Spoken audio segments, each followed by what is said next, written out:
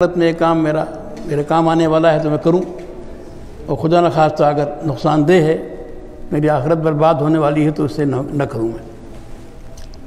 تو جہنم سے بچنا اور جنت کو حاصل کرنے کی کوشش ایک مومن کی زندگی کا مقصد ہے، اور سب سے بنیادی چیز تو یہ ہے اس میں کہ آدمی کا انتقال ایمان کی حالت میں ہو۔ آپ ایمان والے گھر میں پیدا ہوئے، مسلمان ہیں، مومن ہیں، لیکن کیا گارنٹی ہے کہ آپ آخر تک مومن رہیں؟ بس اوقات آدمی یہ محسوس نہیں کرتا کہ اللہ نے جو ایمان کی دولت دی ہے ہمارے محنت کیے بغیر، یہ دولت ہمیں حاصل رہے اور آخر تک حاصل رہے، تب تو ہماری کامیابی ہے۔ خدا نخواستہ اگر عمر کے کسی مرحلے میں وفات سے پہلے اس دولت سے محروم ہو گئے تو زندگی بھر کی محنت کمائی سب بیکار۔ تو اللہ سے دعا ہونی چاہیے، اس کے لیے فکر ہونی چاہیے کہ ایمان پر ہمارا خاتمہ ہو، ایمان پر ہم قائم رہیں۔ تو اپنے ایمان کی فکر اور اپنے بچوں کے ایمان کی فکر کہ وہ ایمان پر رہیں، دین پر رہیں، اور دین کے ساتھ ایمان کے ساتھ رخصت ہوئی دنیا سے، یہ گویا یہ ہماری ذمہ داری ہے اس قرآن کریم کی آیت کے مطابق۔ آج ہی پڑھ رہا تھا ایک کتاب، ایک بڑے بزرگ ہیں، بڑے فقیہ ہیں، بڑے محدث ہیں، امام سفیان ثوری۔ امام ابو حنیفہ رحمۃ اللہ علیہ کے زمانے کے ہیں، اسی پائے کے ہیں، مجتہد تھے، بڑے محدث تھے۔ ایک بار رات میں نوافل پڑھ رہے تھے، بے تحاشا رو رہے تھے، ان کا رونا قابو میں نہیں آ رہا تھا۔ تو ایک شاگرد نے بعد میں ان سے عرض کیا، حضرت کہ آپ اس قدر رو رہے تھے کہ ہم کو ترس آ رہا تھا، تو کیا گناہوں کی وجہ سے رو رہے تھے، مغفرت کے لیے رو رہے تھے؟ فرمایا گناہ کیا چیز ہے؟ ایک تنکا اٹھایا کہ گناہ تو کہ کوئی حیثیت نہیں۔ اگر ہم بہت سارے گناہ لے کے جائیں گے لیکن ایمان ہمارے پاس ہے تو اللہ کی ذات سے امید ہے کہ انشاءاللہ بیڑا پار ہو جائے گا۔ ہم کو ڈر جو میں رو رہا ہوں کہ ایسا نہ ہو کہ مجھے میرا ایمان چھن جائے، میں ایمان سے محروم ہو جاؤں کہیں زندگی میں۔ تو یقین مت رکھیے کہ بھئی ہے تو رہے گا، یہ رہے آخر تک، اس کی دعا ہونی چاہیے۔ اور آپ جو روز سورہ فاتحہ پڑھتے ہیں ہر نماز میں، اہدنا الصراط المستقیم، اہدنا الصراط المستقیم، ایمان والے آپ ہیں، یقین ہے کہ آپ مسلمان ہیں، لیکن تب بھی آپ دعا کر رہے ہیں، آپ سے دعا کرائی جا رہی ہے کہ اللہ ہم کو سیدھے راستے پہ چلائیے، صراط مستقیم پر، مطمئن نہ رہیے۔ ابلیس سے بڑا صاحب ایمان کون تھا؟ اللہ کی معرفت والا، اللہ کی اطاعت والا، لیکن محروم ہو گیا، وہ ایمان سے محروم ہو گیا اور گمراہی کا ذریعہ بن گیا کبر کی وجہ سے۔ جب اس کو حکم دیا گیا کہ آدم کو سجدہ کرو، کیسے میں سجدہ کروں؟ میں تو آگ سے پیدا ہوا ہوں، آدم مٹی سے پیدا ہوئے ہیں، میں ان سے بہتر ہوں، کیسے سجدہ کروں؟ کبر آ گیا، اللہ کے حکم کی اطاعت کرنے کے بجائے یہ ذہن میں آ گئی بات، تو ملعون ہو گیا، وہ ہمیشہ ہمیش کے لیے گمراہی کا ذریعہ بن گیا۔ تو اللہ سے دعا کرنی چاہیے اللہ تعالیٰ ہم کو پوری زندگی ایمان پر قائم رکھے اور آخر ہماری وفات ایمان پر ہو، اور یہ فکر اپنے لیے صرف نہ ہو بلکہ اپنے بال بچوں کے لیے بھی ہو، اپنے گھر والوں کے لیے ہے، تعلق والوں کے لیے ہو، یہ ہماری ذمہ داری ہے۔ بس اوقات اپنے لیے تو ہم فکر مند ہوتے ہیں لیکن بچوں کے لیے فکر مند نہیں ہوتے۔ بچوں کی تعلیم کا نظم، بچے کس رخ پہ جا رہے ہیں، صحیح راستے پہ ہیں یا کچھ ہٹ رہے ہیں راستے سے، ان باتوں کی فکر کرنا بہت ضروری ہے۔ اس میں بڑی کوتاہی ہوتی ہے، ہم نے اسکول کے حوالے کر دیا، تعلیم گاہ کے حوالے کر دیا، اب ہم کو فکر نہیں، کبھی بچے سے ہم بات ہی نہیں کرتے۔ بچہ کیا سوچ رہا ہے، اس نے کیا پڑھا، کیا اس کا ذہن بن رہا ہے، ہم اس کو نہیں پڑھتے۔ معلوم ہے بچہ کہاں سے کہاں پہنچ گیا۔ مجھے کئی واقعات اس طرح کی معلوم ہیں۔ لندن میں ہمارے ایک شاگرد امام ایک بڑی مسجد کے بہت دینی کام کرنے والے، ان کے بچے کی بات ہے، بڑا ذہین بچہ، اچھے نمبر سے کامیاب ہونے والا، کہ اسکول میں یہاں جا رہا ہے، وہاں جا رہا ہے، ٹاپ کر رہا ہے۔ ان کو فکر نہیں ہوئی کہ تھوڑا سا اس لائن سے اس کو چیک کرتے رہیں، نتیجہ یہ ہوا کہ ملحد ہو گیا، بے دین ہو گیا، اللہ کا انکار کرنے والا، آخرت کا انکار کرنے والا۔ اس لیے اپنے بچوں کے ایمانی حالت، دینی حالت کے بارے میں معلومات کرنا، ان کو ان سے باتیں کرنا، ان کو سمجھانا، یہ بھی ہماری ڈیوٹی ہے، ذمہ داری ہے۔ اگر ہماری لاپرواہی کی بنیاد پر ہمارے بچے خدا نخواستہ ایمان کی دولت سے محروم ہو گئے، ان کا دین بگڑ گیا، تو اس میں ہم بھی اللہ کے یہاں پکڑے جائیں۔ میرے بزرگوں اور دوستو، یہ دنیا چاہے دنیا کی زندگی کتنی لمبی ہو لیکن تھوڑی ہے، مختصر زندگی ہے، اصل زندگی آخرت کی ہے جو ہمیشہ ہمیش کے لیے ہے۔ تو اس کی فکر کرنا، اس کے لیے کوشش کرنا، یہ ہماری سب سے پہلی ذمہ داری ہے۔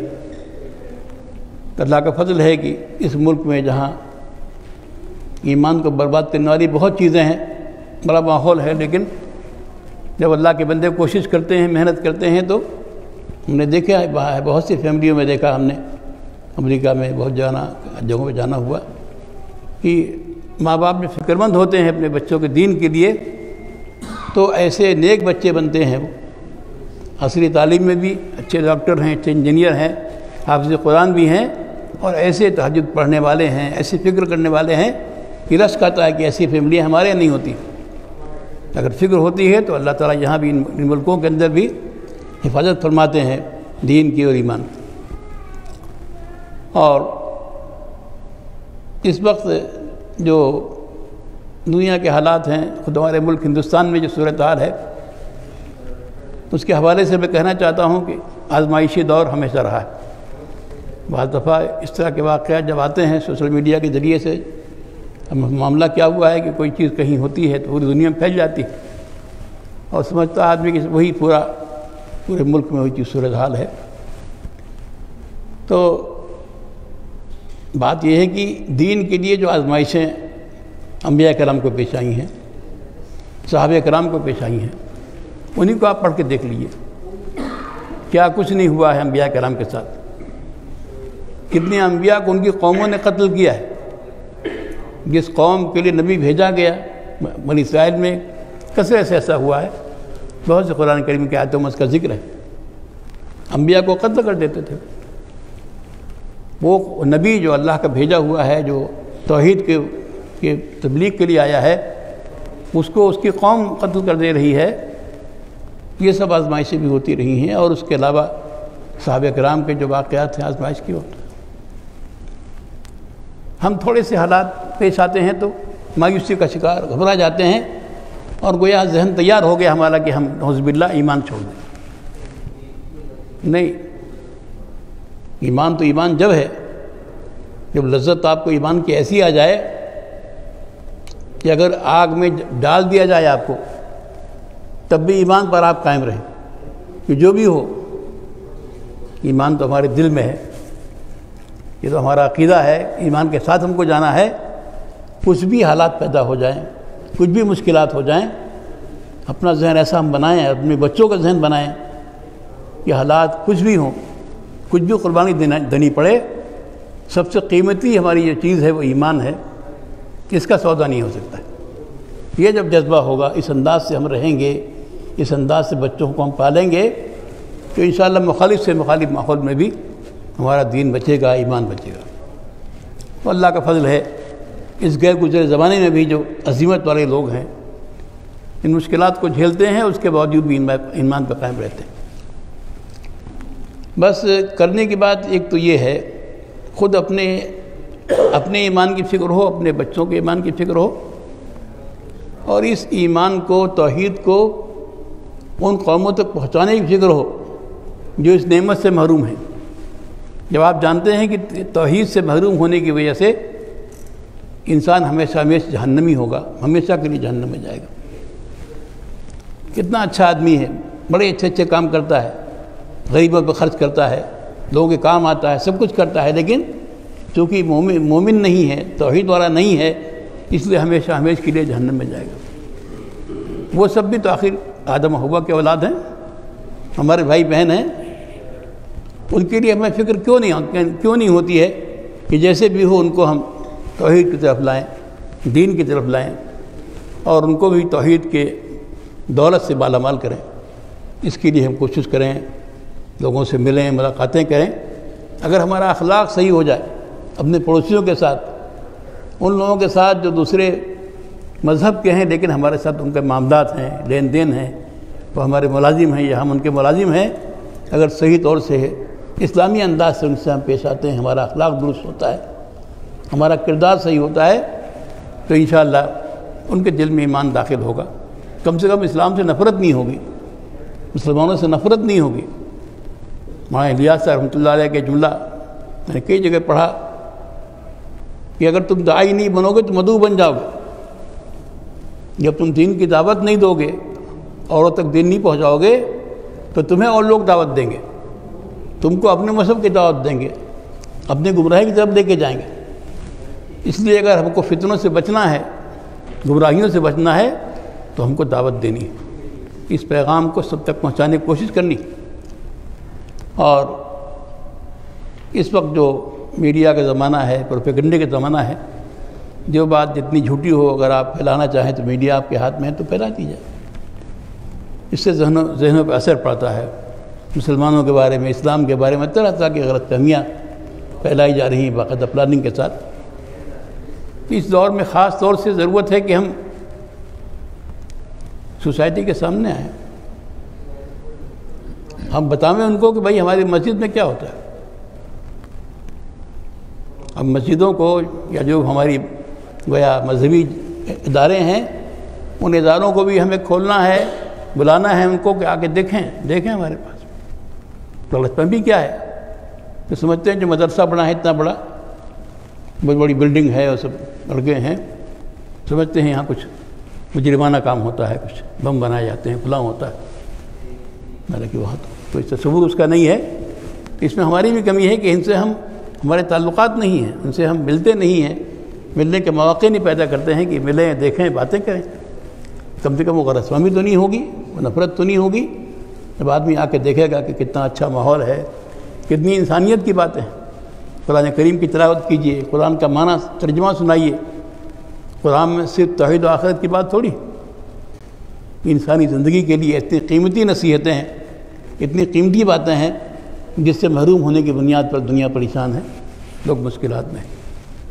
میرے عزیزوں، بزرگوں، میں آپ سے خاص طور سے یہ بات کہنا چاہتا ہوں کہ اس ملک میں جہاں ہر بر اعظم کے مسلمان رہتے ہیں، یورپ کے ہیں، ایشیا کے ہیں، عرب ہیں، عجم ہیں، کالے ہیں، گورے ہیں، ہر علاقے کے لوگ رہتے ہیں، شافعی ہیں، حنفی ہیں، مالکی ہیں، ہر فقہی مذہب کو ماننے والے مسلمان رہتے ہیں۔ ایسے ملکوں میں خاص طور سے بہت ہی کھلے دل کے ساتھ رہنا چاہیے۔ یہ سارے فقہی مسالک جتنے ہیں وہ دین کا حصہ ہیں، شریعت کا حصہ ہیں۔ ٹھیک ہے، ہم حنفی ہیں، حنفی مسلک کے اعتبار سے نماز پڑھتے ہیں، ہم رفع دین نہیں کرتے، آمین آہستہ کہتے ہیں۔ اس کا مطلب یہ نہیں ہے کہ جو آدمی آمین زور سے کہتا ہے وہ ایک گمراہی کی بات کر رہا ہے، دین کے باہر ہو گئے۔ جو آدمی رفع دین کر رہا ہے کوئی دین کے باہر کی بات کر رہا ہے؟ ہرگز نہیں۔ یہ سب ثابت ہے رسول اللہ صلی اللہ علیہ وسلم میں۔ جتنے بھی ائمہ کا مسلک ہے، امام شافعی کا ہو، امام ابو حنیفہ کا ہو، امام مالک کا ہو، ابن حنبل کا ہو، سارے مسالک کی بنیاد قرآن و سنت ہے، رسول اللہ صلی اللہ علیہ وسلم کی سنت ہے۔ اس لیے اس کی بنیاد پر کوئی دوری آپس میں ہو، ہم سمجھیں کہ بھی ہمارا مذہب زیادہ اچھا پکا ہے، ان کا وہ ہے، یہ اختلاف کیا ہے کہ زیادہ بہتر زور سے آمین کہنا ہے کہ آہستہ آمین کہنا ہے، زیادہ بہتر رفع دین کرنا ہے کہ نہیں کرنا۔ یہ نہیں کہ نماز صحیح ہوئی کہ نہیں ہوئی، اگر رفع دین کر دیا تو نماز خراب ہو گئی، آمین زور سے کہہ دیا تو نماز نہیں ہوئی، یہ ہرگز بات نہیں ہے۔ مسئلہ صرف افضل و بہتر کا ہے۔ یہ سب دین کے دائرے کی چیزیں ہیں، یہ شریعت کے اندر آتی ہیں۔ اس لیے اس ملک میں رہنے کے لیے خاص طور سے جہاں مختلف مسالک کے لوگ ہیں، جہاں مختلف علاقوں کے لوگ ہیں، مختلف ملکوں کے لوگ ہیں، جب تک کہ ہمارے اندر اتحاد نہیں ہوگا، دل میں وسعت نہیں ہوگی، اسلام کا صحیح فہم نہیں ہوگا۔ اسلام کے صحیح فہم کی بات ہے کہ ہم اپنے مسلک کو ہی دین سمجھتے ہیں۔ حنفی سمجھتا ہے ہمارا یہ مسلک یہی دین ہے، باقی اور جو مسلک ہیں شافعی، مالکی، حنبلی، وہ دین نہیں۔ نعوذ باللہ، امام شافعی کو، امام مالک کو ہم دین کے باہر کر سکتے ہیں؟ ہمارے پیشوا ہیں، ہمارے سر کے تاج ہیں وہ۔ تو یہ اختلافات جو صحابہ میں بھی رہے، فقہاء میں بھی رہے، یہ چیزیں اختلاف کی بنیاد نہیں ہو سکتی۔ ایک ہی مسجد میں ایک ہی جگہ وہ لوگ بھی رہیں گے جو رفع کرتے ہیں، جو وہ بھی رہیں گے جو نہیں کرتے ہیں، جو آمین زور سے کہتے ہیں، آہستہ کرتے ہیں۔ یہ جو چیزیں ہیں اختلاف کی بنیاد نہیں ہونی چاہیے۔ کلمے کی بنیاد پہ ہم کو متحد رہنا ہے، کلمے کی بنیاد پر، رنگ و نسل کی بنیاد پر نہیں، فقہی مسلک کی بنیاد پر نہیں، کلمے کی بنیاد پر ایک دوسرے سے محبت کرنا ہے، ایک دوسرے کا خیر خواہ ہونا ہے، تب تو ہم اسلام کے تقاضے کو پورا کر رہے ہیں۔ رسول اللہ صلی اللہ علیہ وسلم کے زمانے میں حضرت بلال حبشی تھے، ان کا کسی بات پہ جھگڑا ہو گیا حضرت ابو ذر غفاری سے۔ حضرت ابو ذر غفاری بڑے جلیل القدر صحابی، بڑا اونچا مقام ان کا، بڑی تعریف ان کی آئی۔ کسی بات پہ پچھا خاص سنی ہو گئی، ان کی زبان سے یہ بات کلمہ نکل گیا کہ ابن سودا، کہ کالی کروٹھی کے لڑکے، جو کہ حبشی تھے وہ، حضرت ابو ذر کی زبان سے یہ بات نکل گئی۔ وہ رسول اللہ صلی اللہ علیہ وسلم کے پاس پہنچے شکایت دے کر کے، آنکھوں میں آنسو تھے، شکایت تھی، حضور ہم کو ایسا کہہ دیا۔ اللہ کے رسول نے حضرت ابو ذر غفاری کو بلایا، فوراً طلب کیا، فرمایا اے ابو ذر انک امرؤ فیک جاہلیہ، تم ایسے شخص ہو جس میں جاہلیت ہے، تم میں اب بھی جاہلیت باقی۔ ان کو حیرت ہوئی، اللہ کے رسول جاہلیت باقی؟ کہ ہاں جاہلیت باقی۔ زبان پہ کلمہ کیوں آیا؟ کسی کو آڑ دلانا، کسی نسل کی وجہ سے، کسی رنگ کی وجہ سے، کسی علاقے کی وجہ سے، کہ جاہلیت کی بات ہے۔ ہر مسلمان کسی نسل کا ہو، کسی رنگ کا ہو، کسی مسلک کا ہو، جو کلمہ پڑھنے والا ہے، مسلمان ہے، قابل احترام ہے، ہمارا بھائی ہے، اس کی عزت کرنا، اس کی تکریم کرنا یہ ہمارا فرض ہے۔ تو ان ملکوں میں جہاں ہر آبادی میں ہر ملک کے لوگ رہتے ہیں، ہر مسلک کے لوگ رہتے ہیں، وہاں خاص طور سے ہماری ذمہ داری بنتی ہے کہ ہم اتحاد کے ساتھ رہیں، محبت کے ساتھ رہیں، ان بنیادوں پر ہم آپس میں اختلاف نہ کریں۔ مجھے خوشی ہے کہ اس مسجد میں اور بھی بعض مسجدیں میں نے دیکھی جہاں بڑے اچھے ماحول میں بہت ہی اتحاد کے ساتھ گویا جماعت کا نظام ہوتا ہے، اور ساری کمیونٹی جوڑتی ہیں آپس میں، اور علاقائیت اور رنگ نسل کا فرق نہیں ہوتا ہے۔ تو اس چیز کو باقی رکھیے، مضبوط کیجئے، اس کو اپنے بچوں کو یہ ذہن دیجئے، ان کو تربیت دیجئے کہ بھئی اسلام کی جو بنیادیں ہیں جو ایک ہیں، قرآن ایک ہے، رسول ایک ہے، کلمہ ہمارا ایک ہے، تو محض مسلکی جو چیزیں بعض ہوتی ہیں، مسائل میں اختلاف، اس کی بنیاد پہ ہم الگ نہیں ہو سکتے، ہم ایک ہیں، ایک رہیں گے۔ یہ پیغام اتحاد امت کا ہونا چاہیے، اور اس سے آگے بڑھ کر میں کہتا ہوں قرآن نے تو ہم کو تعلیم دی ہے اتحاد انسانیت کی، کہ سارے انسان ایک ہی ماں باپ کے اولاد ہیں، عیسائی ہوں، ہندو ہوں، مسلمان ہوں، سب کے ماں باپ وہی ہیں، آدم و حوا، الگ خاندان نسل نہیں ہے۔ اسلام تو اتحاد انسانیت کی بات کہتا ہے، اس کا پیغام دیتا ہے کہ دیکھو سب ایک ہی ماں باپ کے اولاد ہو، بھائی بھائی ہو، بھائی بہن ہو، ایک دوسرے کے کام میں آؤ، ایک دوسرے کی مدد کرو۔ ہم کو، ہمارے لیے جائز ہی نہیں ہے کہ ہم اور قوموں سے کٹ کے رہیں۔ اس ملک کے جو مسائل ہیں، جو پرابلمس ہیں، جب تک کہ اس کو ہم سمجھیں گے نہیں، اور ان قوموں کے ساتھ بیٹھیں گے نہیں، ان مسائل کو حل نہیں کریں گے۔ مسائل صرف آپ کے نہیں ہیں، بہت سے مسئلے وہ ہیں جو عیسائیوں کے بھی ہیں، ہندوؤں کے بھی ہیں، وہ بھی اپنی اولاد کے بارے میں فکر مند ہیں۔ مان لیجیے شراب کی لت ہے، نشے والی چیزوں کا رواج ہے، جرائم جو رجحان پیدا ہو رہا ہے نوجوانوں میں، اس سے ہر کمیونٹی پریشان ہے۔ ان چیزوں کو کیسے ختم کیا جائے، کیا ترکیبیں ہوں، ان مسائل میں ہم کو ان کے ساتھ بیٹھنا چاہیے، سوچنا چاہیے کہ اسلام میں جو کچھ طریقہ بتایا گیا ہے اس کو ہمیں سمجھ لانا چاہیے، اور اگر ہم اس انداز سے لوگوں کے ساتھ ملیں گے، ان سے بات کریں گے، تو انشاءاللہ بہت سے میدانوں میں ہم کو آسانی بھی ہوگی اور دین کی دعوت بھی ہوگی، دین کی دعوت ہوگی۔ دین کی دعوت صرف یہ نہیں کہ ہم ڈائریکٹ کلمہ پیش کریں، اگر ہم نے دین کی کسی تعلیم کے بارے میں ان کے ذہن کو صاف کر دیا اور وہ مطمئن ہو گئے، ایک بڑی اچھی بات ہے۔ اس مذہب میں یہ چیز ہے، بس اوقات مذہب کا نام لینے کی ضرورت بھی نہیں ہے، یہ ایک جو ہے سوچ کا طریقہ یہ بھی ہے اس مسئلے کو حل کرنے کے لیے۔ تو میں سمجھتا ہوں کہ اگر اس ملک کے جو مسائل پرابلمس ہیں ان کو بھی ہم سمجھ کر کے ان قوموں کے ساتھ بیٹھیں گے، گفتگو کریں گے، تو ان کو محسوس تو ہو کہ یہ لوگ صرف اپنی بات نہیں سوچتے ہیں، اپنے فائدے نقصان کی بات، یہ تو ملک کے لیے سوچتے ہیں، ہر کمیونٹی کے لیے سوچتے ہیں۔ جو بھی مسائل ہیں ملک کے، بچوں کے ہوں، بوڑھوں کے ہوں، کمزوروں کے ہوں، محتاجوں کے ہوں، سب کے لیے فکر مند رہتے ہیں۔ اور آپ کا عمل بھی ایسا ہونا چاہیے کہ آپ دینے والے ہوں، صرف لینے والے نہ ہوں۔ یہ محسوس کریں کہ یہ قوم اس ملک کو دے رہی ہے، بہت کچھ دے رہی ہے، صرف دینے نہیں آئی، مانگنے نہیں آئی، یہ بہت کچھ دے رہی ہے، دینے والی ہے۔ اس سے انشاءاللہ ان کے دلوں میں نرمی پیدا ہوگی، اسلام کو سمجھنے کی کوشش کریں گے، اور نفرت کا جو ماحول اس وقت پیدا کرنے کی کوشش ہو رہی ہے کچھ لوگوں کی طرف سے، کچھ میڈیا کی طرف سے، حکومتوں کی طرف سے، وہ سب سازشیں ناکام ہوں گی۔ بہرحال یہ ہمارے عزیز مولانا طارق رشید صاحب کا حکم تھا کہ میں کچھ آپ کے سامنے کچھ باتیں رکھوں، تو میں نے چند بکھری باتیں کہ میں نے ضروری سمجھی کہ آپ کو متوجہ کروں، کچھ پوائنٹ تو میں نے آپ کے سامنے رکھے۔ اللہ تعالی ہم سب کو رمضان کی برکتوں سے مالا مال کرے۔ رمضان کا مہینہ ہے، اس میں خاص طور سے اپنے لیے، سارے انسانوں کے لیے، پوری ملت کے لیے، سب کے لیے دعا کا اہتمام کرنا چاہیے کہ اگر مان لیجیے جنگ چل رہی ہے روس میں، یوکرین میں، وہ انسان مارے جا رہے ہیں، لاکھوں لاکھ زخمی ہو رہے ہیں، وہ سب بھی انسانی تو ہیں، آدم و حوا کی اولاد ہیں، کتنی تباہی مچی ہوئی، اس کی فکر ہم کو بھی محسوس ہونی چاہیے۔ ہم اس کے لیے بھی دعا کریں کہ اللہ تعالیٰ گویا امن قائم کرے، جنگ کو ختم فرمائے۔ جنگ کبھی کسی مسئلے کا حل نہیں ہوتا، جنگ سے مسائل پیدا ہوتے ہیں، مزید مسئلہ حل نہیں ہوتا۔